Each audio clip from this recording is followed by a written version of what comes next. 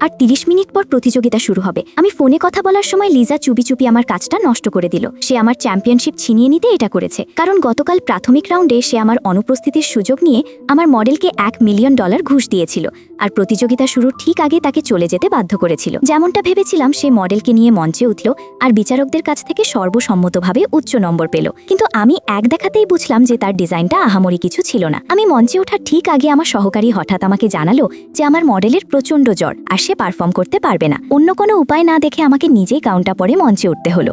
শেষ পর্যন্ত আমি সফলভাবে ফাইনালে উঠলাম। যদিও লিজার চক্রান্ত সফল হয়নি, সে চ্যাম্পিয়নশিপ জেতার জন্য মরিয়া ছিল। তাই আমি যখন অন্যমনস্ক ছিলাম, সে আমার ফাইনাল কাজটা পুরো নষ্ট করে দিল। ফোন শেষ করে ঘুরতেই আমি সাথে সাথে হতবাক হয়ে গেলাম। আমার সহকারী দ্রুত আমাকে হাল ছেড়ে দিতে বলল, কিন্তু আমি জানতাম এটা সব লিজার কাজ। আমি তাকে উচিত শিক্ষা দেওয়ার সিদ্ধান্ত নিলাম। প্রতিযোগিতা শুরু হতেই আমি ইচ্ছে করে নিজেকে পুরোপুরি ঢেকে মঞ্চে উঠলাম। লিজা এটা দেখেই হো হো করে হেসে উঠল। দর্শকরা আমার পোশাকটা দেখে অসন্তুষ্ট হয়ে গেল, এমনকি আমাকে মঞ্চ থেকে বের করে দিতে চাইল। কিন্তু পরক্ষণেই সবার চোখের সামনেই আমি গাউনটায় আগুন ধরিয়ে দিলাম। সবাই ভাবলো আমি পাগল হয়ে গেছি।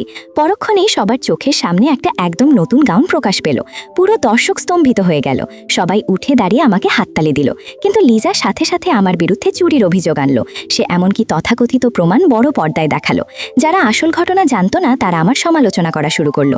লিজা এমনকি হুমকি দিল যে আমাকে নিজেকে প্রমাণ করতে হবে।